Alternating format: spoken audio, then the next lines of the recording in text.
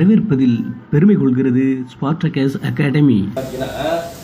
வா என்ற வேர் சொல்லின் வினைமுற்று, வேர் சொல்லின் வினைமுற்றுன்னு இருக்குது. ஆக்சுவலி வேர் சொல் அப்படின்னா என்ன நமக்கு முதல்ல தெரியாது. வேர்ச்சொல் என்றால் என்ன? இங்கிலீஷ்ல வந்து ரூட் வேர்ட்ஸ் அப்படின்னு சொல்லுவாங்க, சரிங்களா? தமிழ்ல இதுக்கு இன்னொரு பேர் இருக்கு, அடிச்சொற்கள் அப்படின்னு சொல்லுவாங்க. அடிச்சொற்கள் அப்படின்னு சொல்லுவாங்க, சரிங்களா? அதை நம்ம முதல்ல தெரிஞ்சுக்கணும். ஏன்னா வா என்ற வேர்ச்சொல்னு கேட்கறதுக்கு பதில் வா என்ற அடிச்சொல்லின் வினைமுற்று எது அப்படின்னு கொஸ்டின்ஸ் கேட்கலாம், சரிங்களா? ஒரு கொஸ்டின்ஸ்லேயே அவ்வளோ வார்த்தை இருக்குது. ஸோ வேர்ச்சொல் அப்படின்னு சொன்னால் ஒரு சொல் இருக்குது பார்த்தீங்களா? ஒரு சொல் இருக்குது, எந்த லாங்குவேஜை வேணாலும் இருக்கலாம். அந்த சொல்லினுடைய மூல வேர்ச்சொல் அப்படின்னு சொல்றோம், முதன்மை சொல். அந்த சொல்லிலிருந்து தான் மற்ற சொற்கள் பிறந்திருக்கும், புரியுதுங்களா? அந்த சொல்லிலிருந்து தான் பிற சொற்கள் தோன்றுகிறது. ஏன்னா மொழியை பொறுத்தளவு ஒளி குறிப்பு தான் ஃபர்ஸ்ட், சவுண்டு. முதல்ல மனிதன், இப்போ விலங்குகள் இருக்குது, இங்கே இருக்கக்கூடிய உயிரினங்கள் என்ன பண்ணுது? இப்போ மாடு என்ன பண்ணுது? ம ம அப்படின்னு கத்துது, சரிங்களா? ம அப்படின்னு சொல்லி ஒரு சவுண்டு, ஒரு ஒளி. அமெரிக்காவில் இருக்கிற மாடு என்ன பண்ணோம்னா அதே சவுண்டில் தான் கேட்கும். இங்கே இருக்கக்கூடிய காகம் என்ன பண்ணும்? காக்கா. காகம்னு அந்த பேரை எப்படி தான் வச்சிருக்காங்க, அந்த ஒளி குறிப்பில் தான் அந்த பேர் உருவாயிருக்கு. ஆக்சுவலி என்ன அப்படின்னு பார்த்தீங்கன்னா, ஒரு சொல் முதல்ல சவுண்டா வந்து ஆ ஆ ஈ ஈ எல்லாமே சவுண்ட் தான், சரிங்களா? அப்போ அந்த முதல் எழுத்து வந்து தான் அதற்கு பிறகு சொற்கள் வருகிறது. ஒளி வந்து, எழுத்து வந்து, அதுக்கு பிறகு என்ன மாறி இருக்குது? சொல் வந்து, அது சொல் தொடராக மாறி இருக்கிறது. இதுதான் மொழி. இதில் எந்த குழப்பமும் இல்லையே, சரிங்களா? ஏன்னா அது முதல்ல நம்ம தெளிவாக புரிஞ்சுக்கணும்னு தான் சொல்றோம். இந்த வேர்ச்சொல் ஆய்வு ரொம்ப ரொம்ப முக்கியமான ஒருத்தர் இருக்காரு, அவர் பிறந்த நாள் இன்னைக்கு. தேவனைய பாவாணர்களுடைய பிறந்த நாள் இன்னைக்கு. அவர் தான் வேர்ச்சொல் அகர முதலி அப்படிங்கிற ஒரு புத்தகத்தை தொகுத்தவர். ரொம்ப ரொம்ப நம்ம மன்னார்குடியில் நேஷனல் ஸ்கூல்ல, ஃபின்லே ஸ்கூல்ல படித்தவர். ஃபின்லே ஸ்கூல்லையே வந்து அவர் ஒர்க் பண்ணவர், சரிங்களா? சிதம்பரம் அண்ணாமலை யூனிவர்சிட்டியில் ஒர்க் பண்ணும்பொழுது ஒரு சின்ன பிரச்சனையில் அந்த கொஸ்டின்ஸ் எக்ஸாம் ப்ரீவியஸ் கொஸ்டின்ஸ் வந்துச்சு. எனக்கு வந்து மனைவியும் உண்டு, மக்களும் உண்டு, அதோடு மானமும் உண்டு என்று கூறியவர் யாருங்கிறது லாஸ்ட் டைம்ல அடிக்கடி கேட்ட கொஸ்டின்ஸ் ப்ரீவியஸ். ஏன் இந்த இடத்துல சொல்றோம்னா, வேர்ச்சொலை பற்றி தமிழகத்தில் பிரம்மாண்டமா ஆராய்ச்சி செய்தவர் யார் அப்படின்னு பார்த்தீங்கன்னா, மறைமலையடிகள் பரிதிமாறு கலைஞருக்கு பிறகு, சரிங்களா? அந்த தனித்தமிழ் இயக்கம்னு சொல்றோம் பார்த்தீங்களா? அந்த தனித்தமிழ் இயக்கத்துக்கு பிறகு தமிழை வளர்த்தவர் அவர் தான் அந்த வேர்ச்சொலை பற்றி ஆய்வு பண்ணார், சரிங்களா? ஸோ அதனால அவர் ஞாபகம் வருது இன்னைக்கு அவர் டேங்கிறதுனால. ஏன்னா அவரை பற்றி ஒரு கொஸ்டின் கம்பல்சரி வரும்.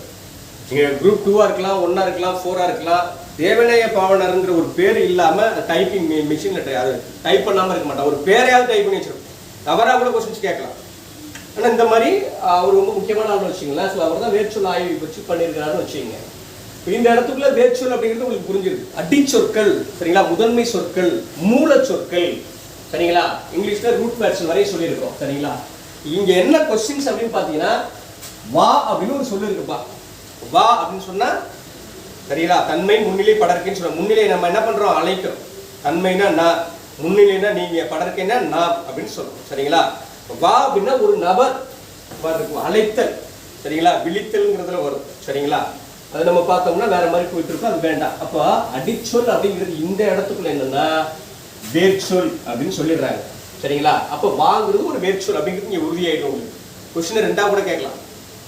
ஆன்சர்ஸுக்குள்ள நம்ம சொல்ல போறோம் பாருங்க, இதை கொடுத்து அதோடைய வேர்ச்சொல் யாது அப்படின்னு கேட்டுடலாம், புரியுதுங்களா? ஸோ இந்த கொஸ்டின்ஸே வெவ்வேறு வகை. ஒரு கொஸ்டின் நம்ம பல ஆங்கிளில் பார்க்கணுன்றது தான் நம்ம இன்னைக்கு பேசுறோம். ஸோ வாங்கிறது வேர்ச்சொல் அப்படிங்கிறது நமக்கு தெரிஞ்சிருது. இப்போ இதில் நம்ம ஆல்ரெடி ஒரு ஆன்சர்ஸ் புரிஞ்சுக்கிறோம். ஒன்று. செகண்ட் ஒன்று என்னன்னா, இதில் என்ன கேட்டிருக்காங்கன்னா வினை முற்று அப்படின்னு கேட்டிருக்காங்க. இப்போ வினை அப்படின்னா நமக்கு என்னன்னு தெரியணும். வினைனா என்ன? ஒரு செயல். ஆக்சுவலி வினை அப்படிங்கிறதுக்கு நேரடியான பொருள் என்ன சொல்லுவாங்கன்னா தொழில் அப்படின்னு சொல்லுவாங்க, சரிங்களா? அப்ப தொழில்னா என்ன?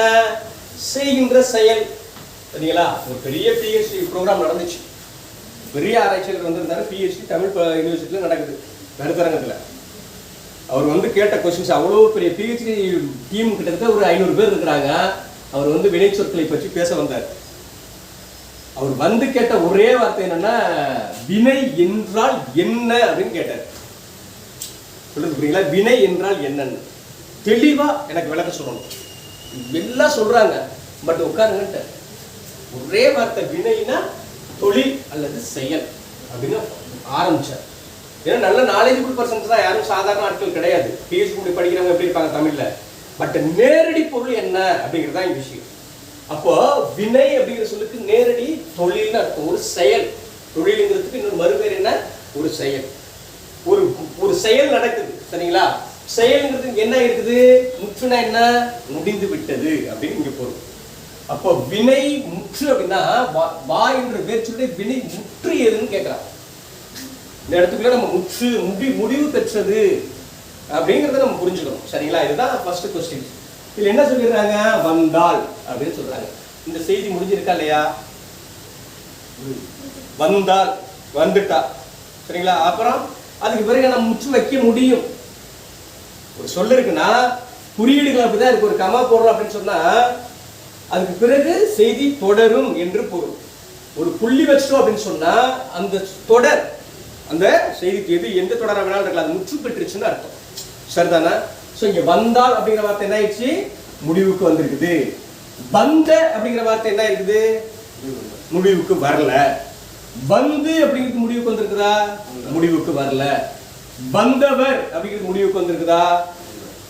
வந்தவர் வந்தவர் என்ன செஞ்சாரு? உட்கார்ந்தார், நின்றார், திரும்பி சென்றார், சரிங்களா? சோ ஆக்சுவலி இது பார்க்கும்போது எப்படி தெரியும்னா முற்று பெற்றது போலவே தெரியும், சரிங்களா? ஆக்சுவலி வந்து ஒரு செயல். வந்தவர், நின்றவர், சென்றவர், அமர்ந்தவர், எழுந்தவர், சரிங்களா? ஆக்சுவலி இதுக்கு என்ன பேர் சொல்லுவாங்கன்னா பொது பெயராக தொழிற்பெயர் என்று குறிப்பிடுவார்கள். என்ன சொல்லிடுவாங்க? தொழிற்பெயர். பெயர்னா பெயர்ல தொழிற்பெயர். இப்ப ஒரு உதாரணத்துக்கு வா என்று சொல்லிட்டு தொழிற்பெயர் எதுன்னு கேட்டா என்ன சொல்லணும்? வந்தவர் அப்படின்னு தான் நம்ம ஆன்சர் பண்ணணும், சரிங்களா? ஏன்னா தொழிற்பெயர் வந்தவர் நின்றவர், ஒரு செயலை செய்த ஒரு நபர், சரிங்களா? சோ நல்லா புரிஞ்சுக்கணும். வந்த யாரு? வந்தவர் அப்படின்னு சொன்னா ஒரு ஆணா இருக்கலாம் அல்லது ஒரு பெண்ணா இருக்கலாம். இப்ப கலெக்டர் என்ன பண்ணிருக்காங்க? வந்தவர், சரிங்களா? ஆட்சித்தலைவர் இப்ப வந்தவர் சேர்ல போய் உட்கார சொல்லுவாங்க, உட்காருவாரு, ஸ்பீச் பண்ண போறாரு, புரியுதுங்களா? சோ அது ஒரு தொழில், ஒரு நபர், சரிங்களா? அப்படிங்கிறத நம்ம தெளிவா வந்தவர் அப்படின்னு நம்ம அதை பார்த்துக்கணும். அதுக்காக தான் சொல்றோம், சரிங்களா? இப்ப வந்த அப்படின்னு ஒரு வார்த்தை இருக்குது. இந்த வார்த்தை நீங்க எப்படி புரிஞ்சுக்குவீங்க? வந்த, நின்ற, சென்ற. வந்த அப்படிங்கிற சொல்லி என்ன? வந்த யார்? வந்த ஆமா, ஒன்றை எதிர்பார்த்து நிற்குது பாத்தியா? இது பெயர் எச்சம். வந்த பெண், வந்த ஆண், வந்த நபர், சரிங்களா? வந்த ஆசிரியர், வந்த ஆசிரியை. சோ வந்த, நின்ற, நின்ற ஆடு, நின்ற மாடு, நின்ற பிரபு, சரிங்களா? சோ நடத்திய, பாடம் நடத்திய யாரு? கேள்வி, அது எதிர்பார்த்து நிக்குது. சோ இந்த வந்த அப்படிங்கிற சொல்லி என்ன ஆகும்னா ஒரு ஒரு ஒரு பெயரை, பெயர்னா யாரா வேணாலும், இந்த உலகத்துல யாரா வேணாலும் இருக்கலாம். வந்த சூரியன், வந்த சாப்பீஸ், சரிங்களா? அது வராது, ஜஸ்ட் ஒரு எக்ஸாம்பிளுக்கு சொல்றோம். அது அக்னியா இருக்கலாம், உயர்தினையா இருக்கலாம். ஆனா என்ன ஆகும்? இங்க வந்த அப்படின்னு சொன்னா எதையோ எதிர்பார்த்து நிற்குது இந்த சொல்லு. சோ அதனாலதான் பெயரை எதிர்பார்த்து நிற்பதனால் அதுக்கு பெயர் பெயர் எச்சம் அப்படின்னு அர்த்தம். வந்து அப்படின்னு சொன்னா வந்து என்ன பண்ணா? வந்துட்டு சென்றான், வந்து உட்கார்ந்தான், வந்து இது வேற படித்தான், சரிங்களா? இது செயல்தான், இதுவும் செயல்தான். ஆனா வந்த யாருன்னு கேட்டாங்க பெயர் சொல்லி தெளிவு நிற்கும், இது வினை சொல்லி தெளிவு நிற்கும். அப்ப வினை சொல்லை எதிர்பார்த்து நிற்கிற சொல்லாதலால் இது வினை எச்சம். பெயர் சொல்லை எதிர்பார்த்து நிற்பதனால் இது பெயரெச்சம். பொது பெயராக தொழில் பெயர் என்று வந்ததனால் அது முற்று பெறாத தொழில் பெயர். ஆக வந்தால் அப்படிங்கிறது என்ன? முற்று பெற்று விட்டது. சோ இதுதான் இதுக்கான ஆன்சர். இப்ப இந்த இடத்துக்குள்ள என்னென்ன வரலாம்? வந்தால் அப்படின்னு வரலாம், வந்தார் அப்படின்னு வரலாம், வந்த சரிங்களா? வந்தார் பன்மையில வரலாம், ஒருமை பன்மை வரும்ல. வந்தார், நின்றார், சென்றார், ஓடினார், சரிங்களா? பார்த்தார், கேட்டார், முடிவு பெறுகிற வார்த்தை. அதுதான் என்னன்னா வினைமுற்று அப்படிங்கறத நம்ம புரிஞ்சுக்கணும். அப்ப வாவினுடைய வினைமுற்று வந்த, வந்தார், வா, சரிங்களா? அப்ப வந்தால் அப்படின்னு சொல்லி அழைக்கப்படுது. இப்ப இந்த வந்தாலே நம்ம பல வகையில பிரிக்கலாம். ஒரு உதாரணத்துக்கு எக்ஸாம்பிள் பாருங்க. வந்தாலே எப்படி பிரிப்பீங்க? வா பிளஸ் இப்படிதான் பிரிக்கணும். பகுதி, விகுதி, இடையில இடைநிலை, சாரியை, சந்தி எல்லாம் இருக்கு பாத்தீங்களா? விகாரம் உட்பட வரும். இங்க இதான் முதல் எடுத்து வரும். எப்பொழுதுமே ஒரு விஷயம் வேர்ச்சொல் அப்படிங்கிறது ஒரு தனி அர்த்தத்தை தரக்கூடியதாக இருக்கும். நல்லா புரிஞ்சுக்கணும். வேற வேர்ச்சொல்லுங்கிறதுக்கு வேற ரூட்டே கிடையாது. வா பிளஸ் இந்து பிளஸ், சரிங்களா? இந்து, இத்து, சரிங்களா?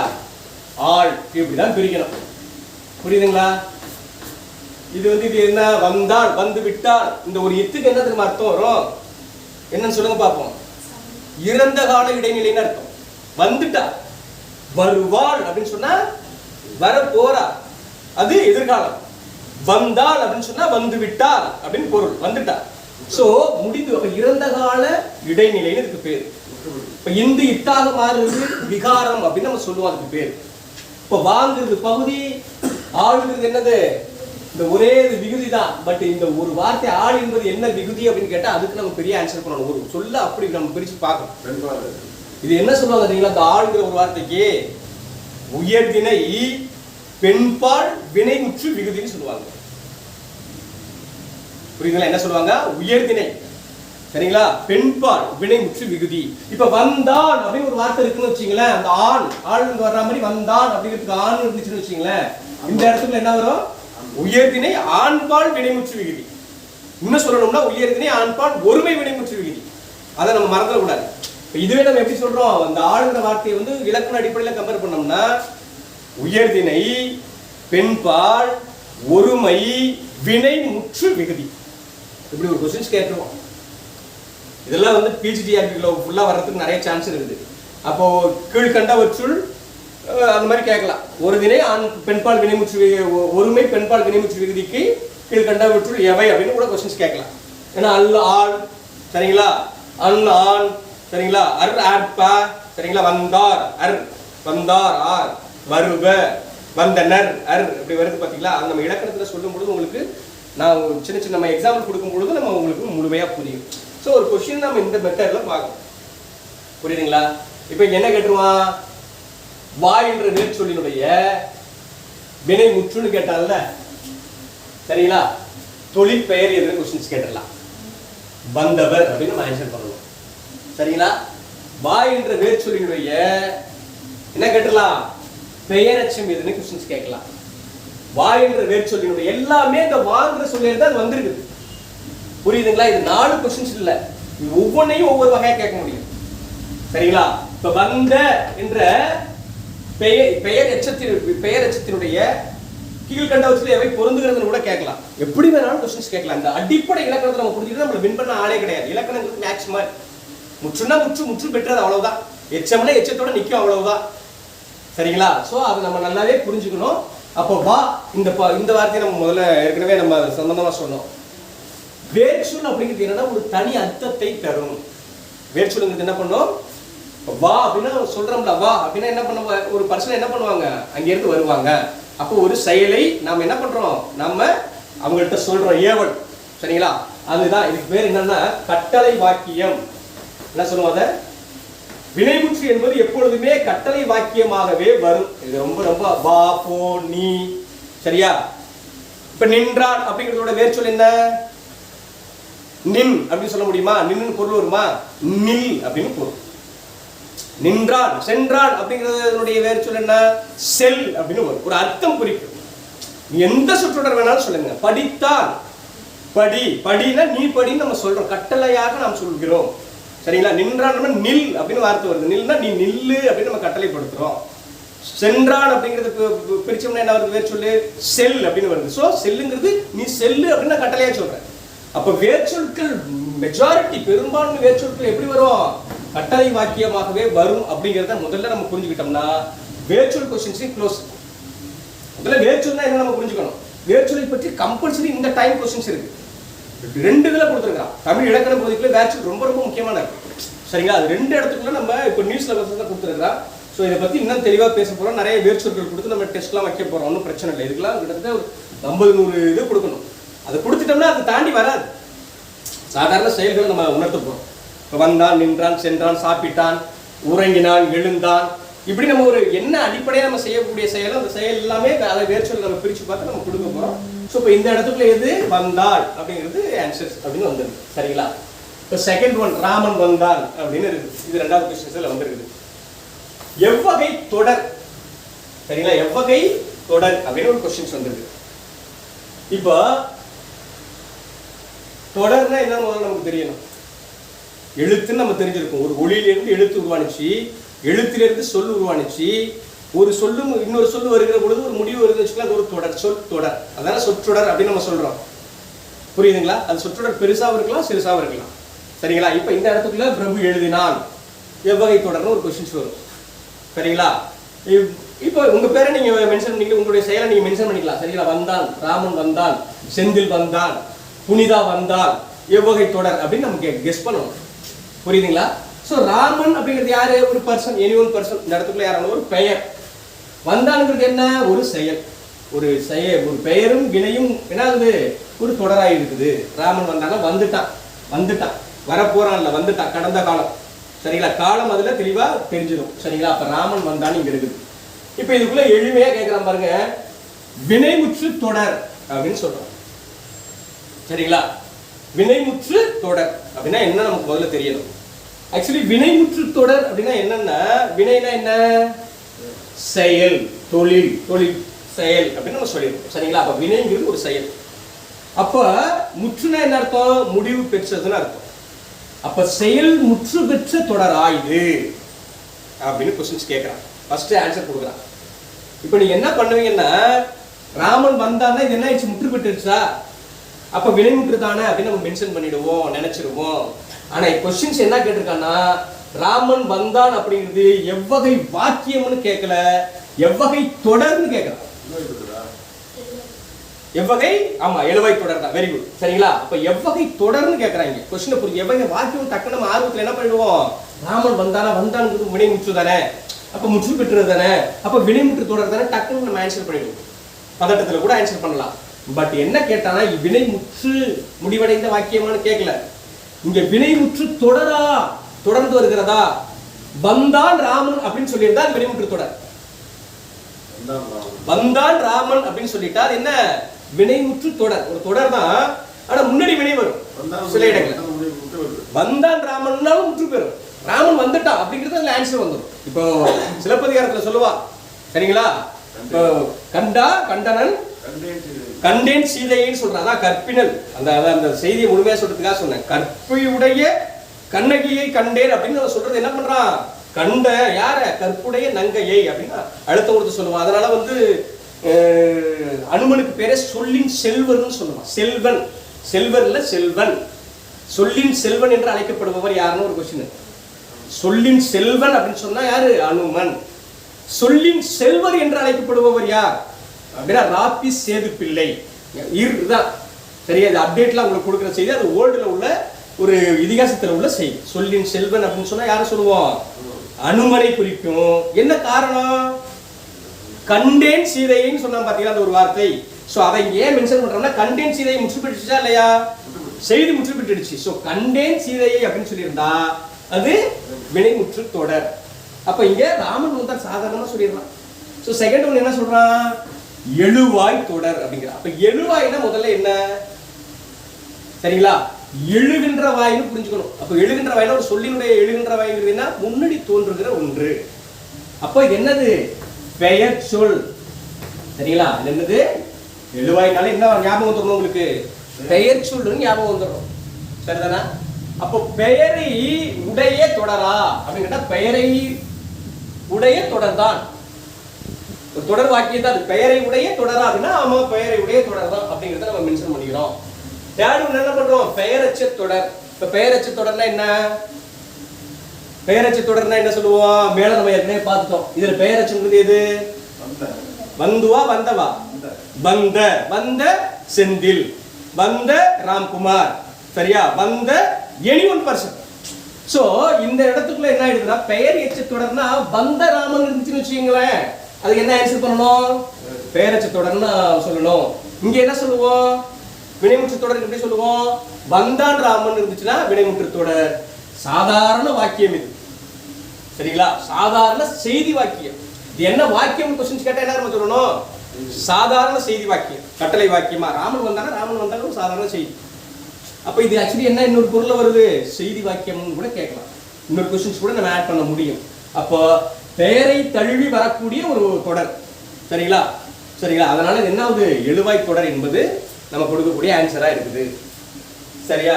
சரி, ரைட், ஓகே. தேர்ட், ஐச்சொல்லின் பொருள் இந்த மாதிரி கேட்பான். அப்ப நம்ம என்ன பண்ணணும்? இலக்கணத்தில் இருக்கக்கூடிய அடிக்கடி எல்லா முக்கியமான சொற்கள் எல்லாம் புரிஞ்சுக்கணும்.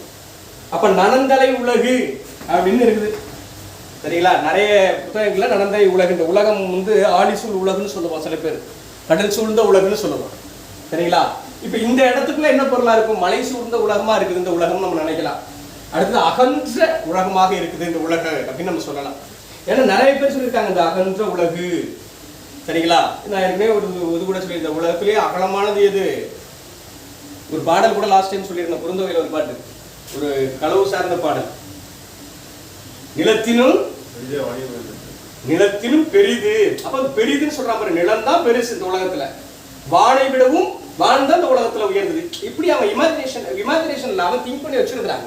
அப்படிதான் ஒரு விஷயத்தையும் சொல்லுவாங்க. சோ இப்ப இந்த இடத்துக்குள்ள நனந்தலை சரிங்களா, நன அப்படிங்கிறது என்ன நம்ம முதல்ல புரிஞ்சுக்கணும். அப்ப என்னது? அகன்ற உலகா சரிங்களா. அடுத்தது நீர் சூழ்ந்த உலகா, இப்ப மலை சூழ்ந்த உலகா, இல்ல மழை பெறுகிற உலகா? இது என்ன ஆன்சர் இருக்கு சொல்லுங்க பாப்போம். அகன்ற உலகு. நல்ல ஒரு விஷயத்தை புரிஞ்சுக்கணும். வெரி குட், கரெக்டா சொல்றீங்க. இந்த இடத்துக்குள்ள நம்ம என்ன நினைச்சிருவோம்னா நீர் சூழ் உலகுன்னு நினைச்சிருவோம் சரிங்களா. பெரும்பகுதி என்னன்னா நீர் சூழ் உலகுங்கிற வார்த்தைகள் கையாளப்பட்டிருக்கு. ஆனா ஒரு சொல்லுக்கு நேரடி பொருள் என்னன்னா அகன்ற நனந்தலை அப்படிங்கிற சொல்லுக்கு நேரடி பொருள் என்ன வருது? ஒரு பிரம்மாண்டமாக இருக்கக்கூடிய ஒரு அகன்ற இந்த உலகுல. இந்த உலகு அப்படின்னாலே இந்த இடத்துல என்ன வந்துடணும்? முதல்ல ஞாபகம் வந்துடணும், உலகுங்கிற சொல்லு யாராவது சொல்லி இருக்கிறா அப்படின்னு. உலகம்ங்கிற சொல்லு தொல்காப்பியம் கையாண்டிருக்குது. முதலில் உலகம் என்கிற சொல் கையாளப்பட்ட இலக்கணம் எது, நூல் எது அப்படின்னு கொஸ்டின் கேட்டா என்ன ஆன்சர் பண்ணணும்? தொல்காப்பியம். ஏன்னா அதுல ஒரு வரி இருக்குது, இதெல்லாம் ஞாபகம் வச்சுக்கணும். நிலம் நீர் தீ வழி விசும்பு ஐந்தும் கலந்த மயக்கமே உலகமாதலி. இந்த உலகம் எப்படிப்பட்டதுப்பா அப்படின்னு சொன்னா நிலம் அல்ல, ஞாபகம் வச்சுக்கோங்க. எக்ஸ்ட்ரா நம்ம தெரிஞ்சுக்கலாம். இது எப்படி கொஸ்டின்ஸ் கேட்பான்னு நான் சொல்றேன். நிலம் நீர் தீ வழி விசும்பு ஐந்தும் கலந்த மயக்கமே உலகம் அப்படின்னு தொல்காப்பியம் ஒரு வரி சொல்லுது. ஏன்னா அந்த உலகங்கிற வார்த்தையை நம்ம தெரிஞ்சுக்கணும் முதல்ல. அது கூட ஒரு கொஸ்டின்ஸ் கேட்கலாம். உலகங்கிற சொல் முதல்ல எங்க கையாளப்பட்டது கேட்கலாம். ஸோ தெரிஞ்சுக்கணும், அதுக்காக சொல்றேன். இது இன்னொரு விஷயம் நம்ம என்ன தெரிஞ்சுக்க போறோம்னா, இதை அப்படியே என்ன பண்ணிடுவாங்கன்னா மாத்தி கொடுத்துருவோம். தொல்காப்பியர் குறிப்பிடுகிற சரிங்களா பஞ்சபூதங்கள் வரிசைப்படுத்துகிற கொஸ்டின்ஸ் கேட்கலாம் சரிதானா. இப்ப நிலம் நீர் தீ வழி விசும்புதான். இப்ப மாத்தி என்ன கொடுத்துருவான்? நீர் தீ வழி அப்படின்ட்டு என்ன பண்ணிடுவான்? விசும்பு நிலம் அப்படின்னு கொடுத்துருவான். நிரல்படுத்துக்க சரிங்களா. தொல்காப்பியர் குறிப்பிடுகிறதுன்னு பிசிடிஆர்பி இல்ல டெப்தா கேட்கறதுக்கு சான்ஸ் இருக்குது, காலேஜ் டிஆர்பி வரைக்கும் கேட்கறதுக்கு சான்ஸ் இருக்குது. ஏன்னா தொல்காப்பியர் என்ன சொன்னார் சரிங்களா. இப்படி கொஸ்டின்ஸ் கேட்க சான்ஸ் இருக்குது. இதே கொஸ்டின்ஸ் நான் 2007 எழுதினேன் நெட் எக்ஸாம். அதுல என்ன நம்ம கொஸ்டின்ஸ் கேட்டிருந்தா, டோட்டலா இங்கிலீஷ்ல ஃபர்ஸ்ட் பேப்பரு. இது என்ன, இந்த வரியை கொடுத்துறான் அப்படியே, நிலம் நீர் தீ காற்று ஆகாயம் அப்படின்னு கொடுத்துருக்கான். ஆகாயம் இவை அனைத்தும் பஞ்சபூதங்கள் சரிங்களா. நிரல் நிறையாக முறைப்படியாக பூமிக்குள்ள நிலம் இருக்குது, நீர் இருக்குது, தீ இருக்குது, காற்று இருக்குது, ஆகாயம் காணப்படுகிறது. இது இரண்டாவதாக இருக்கக்கூடிய நீரை இங்கே இருக்கு பூமியில் வாழக்கூடிய மனிதர்கள் என்ன பண்றார்கள்? அருந்துகிறார்கள். அருந்துதல் அப்படின்னு தான் சொல்லணும். டீ சாப்பிட்டேன்னு சொல்லலாமா? தண்ணி சாப்பிட்டேன் அப்படின்னு சொல்லலாமா? பால் பருகுதல்னு சொல்லணும், நீரை அருந்துதல்னு சொல்லணும். இந்த மாதிரி கொஸ்டின்ஸ் நிறைய வரப்போகுது. இப்போ பாலுங்கிறது என்ன பண்ண? பருகுதல். தண்ணியே நம்ம என்ன பண்றோம்? குடித்தல்னு சாதாரண சொல்லி இன்னைக்கு பயன்படுத்தலாம். அருந்துதல். உணவுங்கிறது சாதாரண உணவை உண்ணுதல். கொஞ்சம் கடினமா காய்கறிகள் இதெல்லாம் இருக்குன்னு வச்சுக்கலாம். அசைவ உணவு கிடையாது, காய்கறிகளை தின்னுதல். இப்படி உணவு சாப்பிட்றதுலேயே பல சொற்கள் இருக்குது. அது நம்ம கிளாஸஸ்லாம் பார்ப்போம். ஸோ இதுக்கு இந்த பாயிண்ட்டுக்கு வந்துடுறேன். இது என்ன அப்படின்னு பார்த்தீங்கன்னா, இந்த கொஸ்டின் என்னன்னு சொல்லிடுறேன். 2007 உள்ள கொஸ்டின். நிலம் நீர் தீ வழி விசும்பு அப்படிங்கிற ஐந்தையும் கொடுத்துட்டு முறையே பூமியில் வாழக்கூடிய மனிதர்கள் இரண்டாவதாக இருக்கக்கூடிய நீரை குடிக்கிறார்கள். கொஸ்டின் புரிஞ்சுக்கிட்டீங்களா? பூமியில பஞ்சபூதங்கள் நிலம் நீர் தீ காற்று ஆகாயம் என்று இருக்குது. இதுல இரண்டாவதாக இருக்கக்கூடிய நீரை குடிக்கிறார்கள் அல்லது அருந்துகிறார்கள். வேற்று கிரகத்தில் இது கம்பேர் பண்ணணும். இதான் கம்பேரிங். வேற்று கிரகத்தில் நிலம் தீ காற்று, ரெண்டாவது காற்று கொடுத்திருந்தான் சரிங்களா. ரெண்டாவது காற்று இப்படி மாத்தி கொடுத்துட்டான். வேற்று கிரகத்துல என்ன ஆகுது, பஞ்ச என்ன கொடுக்குறான்னா இமேஜினேஷன்ல ஆன்சர் பண்றது. ஒரு கொஸ்டினுக்காக சொல்றேன், ஒரு எக்ஸாம்பிளுக்கு சொல்றேன் உங்களுக்கு. ரீசனிங்லாம் அப்படிதான் இருக்கும் கொஸ்டின்ஸ், ரீசனிங் மெண்டல் அபிலிட்டி கொஸ்டின்ஸ்லாம் அப்படிதான் இருக்கும். ஸோ நிலம் காற்றுன்னு இதை மாத்தி கொடுத்து, வேற்று கிரகத்துல பஞ்சபூதங்கள் எப்படி காட்டப்படுது இருக்குது, நிலம் காற்று நீர்னு மாத்தி கொடுத்துட்டு, ஸோ பூமியில் நீரை இரண்டாவது இருக்கக்கூடிய நீரை அங்க இருக்கக்கூடிய பூமியில் இருக்கக்கூடிய மனிதர்கள் அருந்துகிறார்கள் என்றால் வேற்று கிரகத்தில் இருப்பவர்கள் எதை அருந்துவார்கள் அப்படிங்கிறது ஒரு கொஸ்டின், நெட்ல உள்ள கொஸ்டின். இது நான் வந்து பல முறை பல பேர்ட்ட டிஸ்கஸ் பண்ணியிருக்கேன். ஏன்னா சரியா தவறா அப்படின்னு சொல்லி. இது என்ன ஆகுதுன்னா சயின்டிபிக் மென்டாலிட்டிலேயே நம்ம திங்க் பண்ணுவோம், மனத்திறன் அடிப்படையில் நம்ம திங்க் பண்ணுவோம். இமேஜினேஷன் நமக்கு எப்படி இருக்கும், பா எங்க இருந்தாலும் முதல்ல என்ன நீரின்றி அமையாத உலகு, நீர் இல்லாம நம்ம வாழ முடியாது, சரிதானா? ஸோ அப்போ இங்க இருந்தாலும் என்ன குடிக்குவோம், நீரை தான் குடிப்போம், சரிங்களா அப்படின்னு நம்ம நினைப்போம். பட் அங்க ஆன்சர்ஸ் என்ன கொடுத்துருக்காங்க, காற்றுன்னு கொடுத்துருக்கான். இங்க நீரை அருந்துகிறார்கள், அவர் உயிர் வாழ்வதற்கு தேவையான நீர் தான், நீரை அங்க சாப்பிட்டு தான் உயிர் வாழ முடியும் பூமியில. வேற்று கிரகத்துல பஞ்சபூதங்கள்ல செகண்டா இருக்கக்கூடியது என்னது, என்னவோ அதை ஆன்சர் பண்ணணும். இப்படிதான் வந்து உங்களுக்கு ஐடியாலஜி கொஸ்டின்ஸ் ஃபுல்லாவே அதான் மனத்திறன். ரீசனிங்ல இப்படிதான் இருக்கும். ரீசனிங் மெண்டல் அபிலிட்டி நீ மேத்ஸை தவிர, சரிங்களா, இது வந்து நம்ம வந்து இதுல வந்து சயின்ஸ் பார்க்க முடியாது. ஐடியாலஜிக்கல் திங்கிங்ல நீங்க எப்படி இருக்கிறீங்க, உங்க மென்டாலிட்டி எப்படி இருக்கு, உங்களுடைய பவர், இதுதான் நுண்ணறிவு திறன். ஏஐல இன்னைக்கு இருக்கக்கூடிய இதுல நிறைய இது பண்றாங்க. ஐக்யூ பரிசோதனையில இதை வச்சு தான் கொஸ்டின்ஸ் கேட்கலாம். அந்த மாதிரிலாம் கொஸ்டின்ஸ்லாம் வரும். ஸோ இது எக்ஸாம்பிளுக்காக சொல்றேன், ஞாபகம் வச்சுங்க, சரிங்களா? இதெல்லாம் கொஸ்டின்ஸ் உண்டு. நீங்க வெவ்வேறு எக்ஸாம் இதெல்லாம் எங்க வந்து நிற்கும் அப்படின்னு பாத்தீங்கன்னா குரூப் 2 எக்ஸாம் வந்து நிற்கும். குரூப் 2 எக்ஸாம், குரூப் 1, சரிங்களா, ஃபுல் அண்ட் ஃபுல்லா குரூப் 2 எக்ஸாம்ல வந்து 2A இருக்கு பாருங்க. 2A ஃபுல்லாவே வந்து எல்லாமே ரீசனிங் தான் இருக்கும். மனத்திறன் சார்ந்த திறனறிவு பார்வையில தான் கொஸ்டின்ஸ் நிறைய இருக்கும். அதனால நல்லா கவனிச்சுக்கணும், சரிங்களா? ஸோ இப்போ இங்க இருக்கிறதுக்கு இதுதான் விஷயம். சரி, ரைட், ஓகே. தேர்ட் கொஸ்டின்ஸ் புரியுதுங்களா சொல்றதெல்லாம்? புரியுது? நான் பாட்டுக்கு ஆர்வத்தில் ஏதாவது பேசிட்டு இருக்கேன், புரியுது தானே? ஏன்னா அவங்க ஏற்கனவே கொஞ்சம் புரிஞ்சவங்க, முழுமையா புரிஞ்சவங்க, மெஜாரிட்டி புரிஞ்சவங்களா இருப்பாங்க. நீங்க என்ன பாணியில புரிஞ்சுக்கிறீங்க அப்படிங்கிறது எனக்கு தெரியல, அதுதான் கேட்குறேன். நான் பாட்டுக்கு ஏதாவது நான் சொல்ற முறை உங்களுக்கு புரியுதா என்னன்னு எனக்கு தெரியணும். ஸோ இப்படிதான் ஒரு கொஸ்டின் நம்ம அனலைஸ் பண்ணி பார்க்கணும். ஒரு கொஸ்டின் எடுத்தோம் அப்படின்னு சொன்னா நம்ம பல ஆங்கிள் நம்ம பிரிச்சு பார்த்துடணும், சரிங்களா? அடுத்து வந்து பழமொழியினை நிறைவு செய்க. எப்படி கொஸ்டின்ஸ் வருது பாருங்க. 4th தானே கொஸ்டின், பழமொழியினை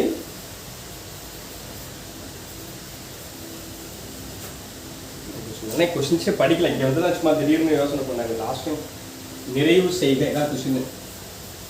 பழமொழியினை நிறைவு செய்க.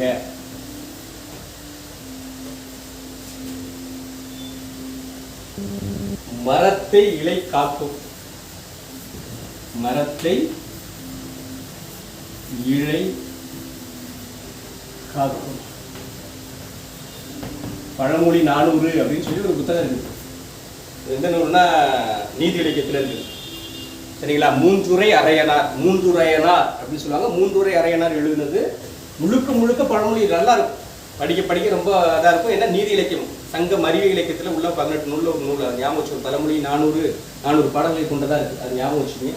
ஸோ இப்போ இங்கே என்ன அப்படின்னு பார்த்தீங்கன்னா பழமொழியினை நிறைவு செய்க, மரத்தை இலை காக்கும் அப்படின்னு கொடுத்துடலாம்.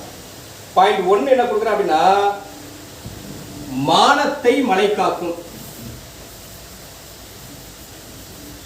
மானத்தை மலை காக்கும். இது குழப்பமே வந்து நினைக்கிறேன், பார்ப்போம். பி என்ன, பயிரை குணம் காக்கும், பயிரை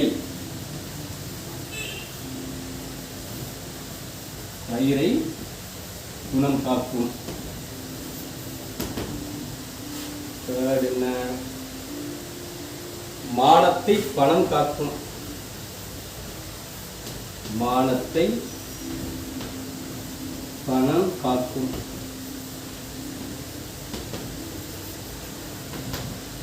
ஃபோர்த் என்ன, உயிரை சொல் காக்கும், உயிரை வானத்தை பயிரை இறை சொல் காக்கும். இறை சொல் காக்கும். சரி, அடுத்த கொஸ்டின் ரெடி போட்டுருவோம்.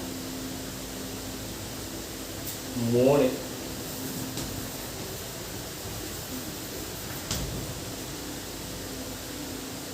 மோனை சொல்லை கண்டறி. அவ்வளவுதான். மோனை சொல்லை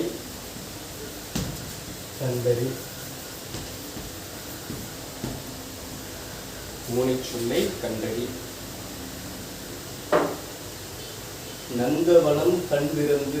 நந்தவனம் கண் திறந்து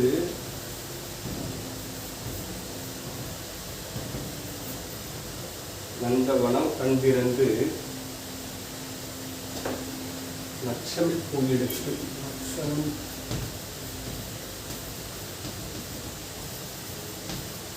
நச்சமிழ் பூயெடுத்து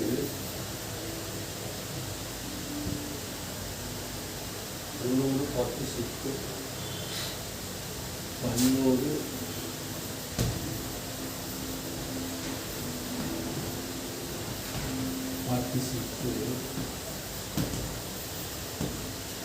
ஆர்புட்சம்.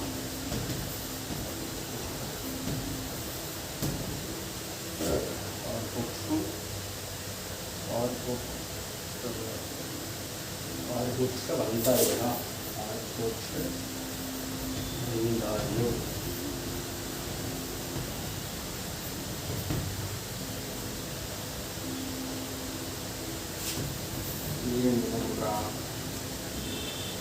கண் பண்ணோடு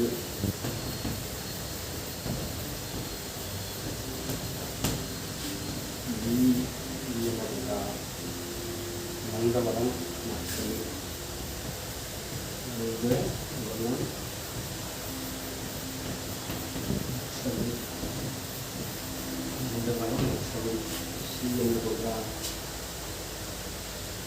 பன்னோடு வந்தாலும் பன்னோடு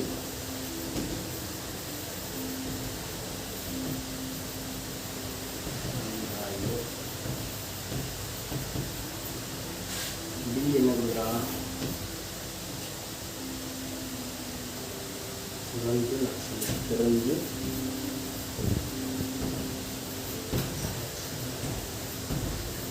இதுதான் குரூப் ஃபார் எக்ஸாம் இருக்குல்ல. 100க்கு வந்து 85லாம் அசால்ட்டாக சாதாரணமாக அடிக்கலாம். கொஞ்சம் டெப்த் ஆகிட்டோம்னா 95. ஆமாம், இது ஒரு பாடல் கொடுத்துட்றான். இப்படி ஒரு பேராகிராஃப் மாதிரியே இருக்குது. கொடுத்து இங்கே கொடுக்குறான். சரிங்களா?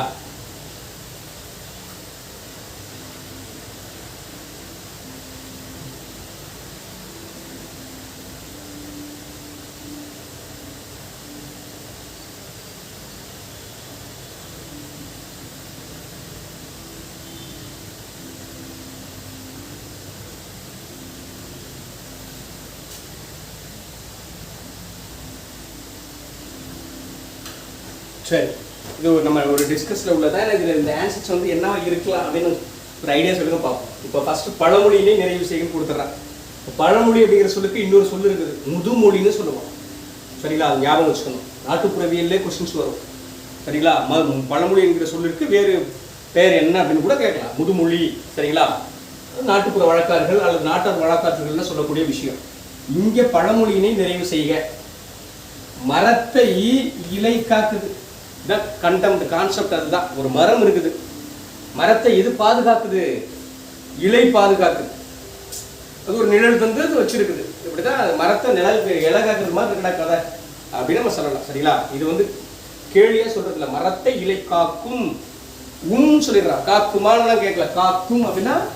சரிங்களா? மரத்தை இலை காக்கும், ஏதோ ஒரு வகைக்குள்ள இலை காக்கும். அப்ப அது போல மானத்தை மழை காக்குமா? மானம் அப்படின்னா நம்ம தன் மானம். நம்ம மானத்தை மழை பொழிஞ்சு என்ன பண்ணுவோம்? காத்துருமா? முடியுமா? நடக்குமா? சம்பந்தம் இல்லாத ஒரு சொல். ஸோ அப்ப இது இல்லை அப்படின்னு நம்ம பயன் பண்ணிக்கலாம். பயிர் இருக்குது, பயிரை குணம் காக்குமா? ஒரு பயிர் இருக்குது, அது பிஞ்சாகுது, அதாவது நடவு நடுறாங்க, ஆட்டோமேட்டிக்காக அது முளைக்குது, அதை என்ன பண்ண அறுவடை பண்ணுறது உணவாக போகுது, அவ்வளவுதான். ஆனால் அது மனித வாழ்விற்கு உடலுக்கு தேவையான ஒரு சக்தியாக இருக்குது. ஆனால் இந்த இடம் நான் உள்ளத்திற்கு தேவையானதா, இதுதான் புரிஞ்சுக்கணும். பயிரை குணம் காக்குமா? அப்போ காப்பதற்கு வாய்ப்பு இல்லை, அப்படி இதுவும் கிடையாது. இப்போ மானத்தை பணம் காக்குமா? காக்காது. சரிங்களா? ஏன்னா மானத்தை பணம் காக்குமானா காக்காது. சரி, ரைட். அப்ப இதுவும் தப்பு. அப்போ உயிரை சொல் காக்குமா? எப்படி ஒரு உயிரை எப்படி ஒரு சொல் காக்க முடியும்? நான் காப்பாத்திடுறேன் அப்படின்னு சொல்லிட்டு அவங்க படிச்சுக்குவாங்களா? இங்கதான் இது ரெண்டு தான் சிக்கல். இதெல்லாம் டன், சூப்பர். எனக்கு சிக்கல் வந்துச்சு. சரிங்களா? இங்க உயிர் அப்படின்னா மானமும் அறிவும் மனிதனுக்கு அழகுன்னு சொல்லுவார் பெரியார். ஒரு உதாரணத்துக்கு தன்மானம் நமக்குன்னு இருக்கணும். இப்போ லாஸ்ட் டைம் சொன்ன தேவனைய போனா கூட என்ன சொன்னாரு? எனக்கு மனைவி இருக்காங்க, மக்கள் இருக்காங்க, அதோட எனக்கு மானம் இருக்குப்பா, உன் வேலையை நீனே வச்சு எனக்கு கிளம்புறப்பான்னு வந்தாருன்னு சொல்லுவோம். அப்போ மானம் தான் முக்கியம். சரி, தன்மானத்தோடு வாழணும்னு சொல்லி பட்டுக்கோட்டை கல்யாணம் சொல்லுவார். அப்படி வாழ்க்கைக்கு எப்படி இருக்கணும்? தன்மானத்தோடு வாழ பழக்கணும்னு சொல்லுவார். சரிங்களா? பட்டுக்கோட்டை கல்யாணம் சுத்தரம்னா ரொம்ப அந்த மாதிரி வேடெல்லாம் ரொம்ப முக்கியமானது. சரியா? உன் நரம்போடு தான் பின்னி வளரணும் தன்மான உணர்ச்சி என்று கூறியவர் யாருன்னு கொஸ்டின் கேட்கலாம். ஆளும் வளரணும், அறிவும் வளரணும், அதுதான்டா வளர்ச்சி. ஆசையோடு ஈன்றவளுக்கு அதுவே நீ தரும் மகிழ்ச்சி. நாளும் ஒவ்வொரு பாடம் கூறும் காலம் தரும் பயிற்சி. உன் நரம்போடு தான் பின்னி வளரணும் தன்மான உணர்ச்சி. பட்டுக்கோட்டை கல்யாண சுந்தரத்தை பற்றி மோஸ்ட்லி ஒரு கொஸ்டின் சொல்றோம். சரிங்களா? பேசிக் கொஸ்டின்ஸ் மக்களுக்கு வேண்டுங்கிற வார்த்தை தான் அதிகம் வந்துட்டு இருக்கு. அதெல்லாம் கேட்க மாட்டாங்க, பாடல் அடி கொடுத்து கேட்பாங்க. சரிங்களா? ஆனால் பட்டுக்கோட்டை கல்யாண சுந்தரத்தை பற்றி ஒரு பாடல், மருதகாசி, பட்டுக்கோட்டை கல்யாண சுந்தரம், கண்ணதாசன், இந்த டீம்ல அந்த 4 பேர் பேரை கேட்டு ஒரு கொஸ்டின்ஸ் கம்பல்சரி. இதெல்லாம் ஞாபகம் வச்சு அவங்களை பற்றிலாம் டெப்த்தாக படிக்கணும். அதுக்காக தான் சொல்றது. இது ப்ரீவியஸ் கொஸ்டின்ஸ்ல ரொம்ப உள்ளது. ஸோ இப்போ அந்த இடத்துல உயிரை ஒரு சொல் காட்டுதுமா அப்படின்னு பார்த்தீங்கன்னா சில இடங்கள்ல காட்டும். ஒரு சொல் இந்த இடத்துல காத்துச்சுன்னா சில இடங்களில் இது பயன்படலாம். ஒரு உதாரணத்துக்கு இப்போதான் நான் லாஸ்ட் டைம் சொன்னேன். இப்போ ராமன் சீதையை காடுன்னு உலகம் முழுக்க தேடிட்டு இருக்கான். ஃபைனல் ஒரு இடம் தான். சரியா? அவன் ஒரு வந்தோட என்ன பண்றான்? அதோட அவனும் சாகணும் தானே. தன்னுடைய மனைவி இழந்து போயிட்டா, ஒண்ணுமே நாடு நகரம் எல்லாத்தையும் காட்டுல வாழ்ந்துட்டு இருக்கிறான். ஸோ ஃபைனலா எங்க இருக்காங்கன்னே தெரியல. அந்த இடத்துக்குள்ள என்ன ஆகுது? ஒரு சொல் அவனே காத்துச்சானா உயிர் அவன் சாகுற மாதிரியா இருந்தான். அப்படி இல்லை. சரிங்களா? அப்போ இந்த இடத்துக்குள்ளேயும் ஒரு இடர்பாடு இருக்கிறது. அப்ப நம்ம புரிஞ்சுக்கணும். இதுதான் விஷயம். இப்போ இப்படிதான் ஒரு சிம்பிளான ஒரு எக்ஸாம்பிள கேட்டிருக்காங்க. அப்போ உயிரை சொல்லுனா, அதாவது பெண்களுக்கு இலக்கணங்களை நிறைய சொல்லியிருப்பான். தொல்காப்பியத்தில் பார்த்தீங்கன்னா உயிரை விட சிறந்தது நாணம்னு சொல்லுவான். என்ன சொல்லுவான்? சரியா? உயிரை விட சிறந்தது நாணம், கற்பு அப்படின்லாம் சொல்லுவான். இது பழைய காலத்துல இலக்கணத்துல சொல்லப்பட்ட செய்திகளை கவனத்துல வச்சுக்கணும். சரிங்களா? ஒரு சொல் வில்லவும் செய்யும், ஒருவனை கொல்லவும் செய்யும். ஒரு சொல் தான். சரியா? சாதாரண சொல்ல நம்ம நினைக்கலாம். ஆனா அந்த சொல்லு ஒருத்தரை வெற்றி பெறவும் வைக்கும், தோல்வி அடையவும் செய்யும். எது வேணாலும் செய்ய முடியும். அது சொல்லினுடைய மகிமை, தனித்தன்மை. அதை நம்ம சாதாரண விஷயம் கம்பேர் பண்ணக்கூடாது. ஆனால் இந்த இடத்துக்குள்ள இவை மூன்றும் இல்லை அப்படிங்கிற ஒரு நிலை வரும்பொழுது என்ன வருது? பணம் தான் காக்கும். ஒரு பொருளாதாரம் என்ன பண்ணும்? அவனுடைய உயிரை மானத்தை, ஒரு மானம் ஒரு கடன் வாங்கிட்டான், துன்பத்தில் இருக்கிறான். ஸோ அவனுக்கு அந்த கடன் தீர்ந்த போது என்ன ஆகுறான்? மகிழ்வடையும், அவன் குடும்பம் நல்லா ஆகுது. அப்போ இங்கே பொருளாதார சூழலை கம்பேர் பண்ணி என்ன பண்ணிடுறாங்க? இந்த வார்த்தையை கொடுத்துருக்குறாங்க. இதில் நான் ரொம்ப குழப்பமாயிட்டேன். உண்மைதான். சரிங்களா? இந்த கொஸ்டின்ஸ் நான் அப்போ பார்க்கும்பொழுது ரொம்ப யோசனை பண்ணேன். இந்த ரெண்டுக்குள்ள இது ரெண்டும் கிடையாதுன்றது கன்ஃபார்ம் ஆயிடுச்சு. மானத்துக்கும் மழைக்கும் சம்மந்தம் இல்லை, பயிருக்கும் குணத்துக்கும் சம்மந்தம் இல்லை. ஆனால் மானத்தை பணம் காக்கணும், பணம் நம்ம யோசிக்க மாட்டோம். சரிங்களா? நம்ம அன்பு வேணுமா பணம் வேணுமான்னு கேட்டால் என்ன பண்ணுவான்? அன்பு தான் வேணும் அப்படின்னு சொல்லுவான். நிறைய காமெடியான செய்தியில நிறைய உண்டு. சொன்னோம்னா வேற மாதிரி போகும். பேசிக் தீர்மானம் இங்க தீர்மானிக்கிறது என்னன்னா பொருளாதாரம். அப்போ ஒருத்த மானம் அது எல்லா விஷயத்துக்கும் பொருந்தாது. இது எல்லா விஷயத்துக்கும் பொருந்தாது. அதெல்லாம் புரிஞ்சுக்கணும். எல்லா விஷயத்தையும் காசு இருந்தா மானத்தை காத்துற முடியுமா?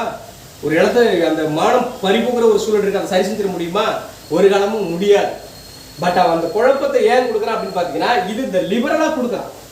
இந்த குழப்பத்தை நீங்க உருவாக்கி கொள்ளணும் அப்படிங்கிற ஒரு விஷயத்துக்கு தான் இங்க மரம் இலைன்னு கொடுத்துடலாம். மரம்ங்கிறது மரத்தால் தான் என்ன உருவாகுது?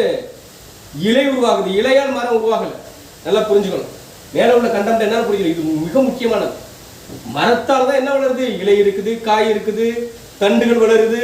ஸோ எல்லாமே அந்த மரம் வளர்றதுக்கு வேர் எது? வேர். சாரி, அடி முக்கியம். இது வேர் தான் முதன்மை. ஸோ அந்த வேர், அந்த விதை தான் என்ன சொல்லணும்னா, அந்த விதை தான் அது மரமாக மாறி அதை இலை தருது. சரிங்களா? அப்ப இவன் சம்பாரிச்சுதான் இவன் என்ன பண்றான், ஒரு மனிதன் தான் என்ன பண்றான், ஒரு பணம்ங்கிற ஒரு விஷயத்தை உருவாக்குறான். இப்ப இங்க மானம் முக்கியமா பணம் முக்கியமான்னு கேட்டா மானம் தான் முக்கியம். அந்த மானத்தை பணம் காக்கிறது எப்படின்னா, மரத்தை இலை காப்பது போல. மரத்தை இலை காக்கல, காக்குதுன்னா எப்படி, அது நிழல் தருது, அதுக்காக தான் அது தன்னோட இலைகளை தருது, அது அப்படி கிடையாதுல்ல. ஸோ அப்படி கம்பேர் பண்ணணும் நம்ம பழமொழிங்கிறத அப்படிதான் கம்பேர் பண்ணி பார்க்கணும். சரிங்களா? இதே மாதிரி ஒரு கொஸ்டின்ஸ் கேட்டிருந்தான், இதுதான் தேர்ட் தான் ஆன்சர். அதனாலதான் இவ்வளவு திரும்ப திரும்ப சொல்லிடுங்க, மானத்தை இது இது இல்லைன்றல, இது இல்லை இது இல்லை இது இல்லைன்ட்டு, அப்ப இதுதான் ஆன்சர். மானத்தை பணம் காக்குங்கிறத இந்த இடத்துக்குள்ள பொருள். சரிங்களா? இதுதான் இதுல இருக்கக்கூடிய ஆன்சர்ஸ். இது குழப்பம் நிறைய வந்துச்சு. இப்போ இப்பயும் உங்களுக்கு குழப்பம் வந்துருக்கும். இப்போ இதுதான் சொல்றேன், இதுதான் நினைச்சிட்டு இருப்பீங்க, அப்படித்தானே? இதே தான் நானும் நினைச்சேன், உண்மைதான். ரொம்ப தெளிவாக நம்ம விலைக்கு யோசிச்சு பார்த்தோம்னா இதுதான். பட் ஆன்சர் கீழே தான் கொடுத்தான். ஆனா இதுக்குள்ள சொல் காக்கும், உயிரை வந்து ஒரு சொல்லு காத்துரும் அப்படின்னு சொன்னா உண்மையிலே காத்துரும். சில இடங்கள்ல வந்து அப்பா எப்படி சொல்லலாம், அதுதான் நம்ம ஏற்கனவே இப்போ நான் ஒரு உதாரணத்துக்கே சொன்னேன். ஒரு சொல்லு வந்து எதை வேணாலும் சரி செய்யும், சீர் செய்யும். ஆனா வந்து இந்த இடத்துக்குள்ள மானத்தை பணம் காக்குங்கிறது தான் ஆன்சர்ஸ் கொடுத்தா. பட் அந்த கன்சிடர்ல தான் நான் சொல்றேன். ஆனா இது ரெண்டு குழப்பத்திற்குரிய ஒரு விஷயம் தான். சரிதானே? கொஞ்சம் கவனமா, ஏன்னா சொற்களை இப்படிலாம் கவனப்படுத்தணும். சரியா இருக்கிற கொஸ்டினே நம்ம தவறாம போயிடும். எளிமையா புரியுறது கூட அது பார்க்கறது ஈஸியா இருக்கும். சரிங்களா? சரி, இது முடிச்சிட்டோம். அடுத்தது வந்து மோனை. மோனை சொல்லை கண்டறி அப்படிங்கிறான். இப்போ எதுகைனா என்ன, மோனைனா என்ன, எதுகைங்கிறது என்ன, அது தெளிவா நமக்கு புரியணும். எதுகை அப்படிங்கிறது என்னன்னு தெரிஞ்சாதான் மோனை அப்படிங்கிறது தெரியணும். முதல்ல எதுகை மோனைங்கிறது என்னன்னு முதல்ல புரியணும். எதுகைனா என்ன, மோனைனா என்ன. ஒரு சொல்லு இருக்குன்னா அது நிறைய வகை இருக்குது. அது தனி கிளாஸஸ்ல பார்ப்போம், டெப்தா பார்த்துட்டு அதுக்கு ஒரு கிளாஸஸ் கொடுப்போம். ஒரு சொல்லு இருக்குன்னா சொல்லினுடைய முதல் எழுத்து, சரிங்களா, சொல்லினுடைய இரண்டாம் எழுத்து, சரிங்களா, சரிங்களா, இரண்டாம் எழுத்து இப்படி வச்சுக்கீங்க. சரிங்களா? இப்ப இதுல வந்து முதல் எழுத்துங்கிறது எது, மோனை. இரண்டாவது எழுத்துங்கிறது என்ன. இதுல என்ன ஒரு சிக்கல் தெரியுமா, ஒரு பேசிக் சிக்கல். நம்ம மோனை எதுகைன்னு பொறுத்து சொல்லுவோமா, எதுகை மோனைன்னு சொல்லுவோமா? எதுகை மோனை தான் வாயில சொல்றோம். பட் என்னன்னா மோனைங்கிறதா முதல் சொல், முதல் எழுத்து. எதுகைங்கிறது இரண்டாம் எழுத்து. சரிங்களா? இந்த குழப்பம் வந்து ரொம்ப பேருக்கு இருக்கு. எதுகைனா என்னன்னா முதல் எழுத்து அப்படிங்கிற குழப்பம். மோனை அப்படிங்கிறதா முதல் எழுத்து, எதுகைங்கிறது இரண்டாவது எழுத்துங்கிறது முதல்ல புரிஞ்சு. ஸோ ஆக்சுவலி சொல் பாவகை பாடலை, ஒரு சொல்லை அல்லது ஒரு பாடலை பாடுகிற பொழுது, அதாவது பூக்களை போல தொடர்ந்து வருகிறது. பாவகை அப்படித்தானே, இசை அடிப்படையில் தானே பாடுனாங்க. ஸோ ஒரு ராகத்துக்காக வரணும், நந்தவனம், நற்றமிழ், பண்ணு, பாரு, சரிங்களா, எடுத்து, பாட்டிசைத்து, சரியா, இப்படி முதல் எழுத்து. சரி, புரியுதுங்களா உங்களுக்கு? அப்ப இங்க கொஸ்டின்ஸ் என்ன கேட்டுறோம் அப்படின்னு பாத்தீங்கன்னா, மோனை சொல்லை கண்டறிய, நந்தவனம் கண் திறந்து. பாடலை படிச்சு புரிஞ்சுக்கணும். நந்தவனம், அதுக்காக நம்ம இப்ப டிஸ்கஸ் பண்ற மாதிரிலாம் ரொம்ப பொறுமையாக உட்காந்தோம்னா 10 கொஸ்டின் கூட அட்டன் பண்ண முடியாது. இந்த பிராக்டிஸ் இருக்கணும். இது மாதிரி ஒரு 100 கொஸ்டின்ஸ் அட்டன் பண்ணியிருந்தோம்னா நம்ம அழகா அட்டன் பண்ணிட்டு போயிடலாம். சரிங்களா? ஸோ நந்தவனம் கண் திறந்து நச்சமிழ் பூ எழுத்து, முடிஞ்சு போச்சு. இதுலேயே நம்ம ஆன்சருக்கு வந்துடும். சரிங்களா? பண்ணோடு பார்ப்பொற்ற வந்தாயோ, இது ஒரு நாட்டுப்புற பாடல். முதல்ல இது யாருக்கான பாடல் சொல்லுங்க பாப்பா.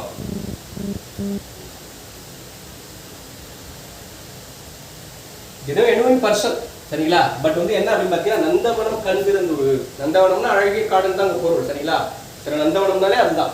நந்தவனம் வந்து என்ன ஆகுது, ஒரு அழகிய நந்தவனம் மாதிரி. அது கண் திறந்து அங்க என்ன, ஒரு நச்சமிழ், நல்ல தமிழை, சரிங்களா, நச்சமிழ் பூ எடுத்து தொடுத்து அப்படின்னு நம்ம எப்படினாலும் சொல்லலாம். சரிங்களா? இது ஒரு நாட்டுப்புற பாடல். பண்ணோடு பாட்டி சேர்த்து. நீ தமிழ் என்ன பண்றா, பாடல்களை உருவாக்கி என்ன பண்ற, இப்படி பார் போச்சு, அந்த உலகம் போற்ற வந்தாயோ அப்படின்னு ஒரு வரி கொடுத்துருக்கான். So right, okay.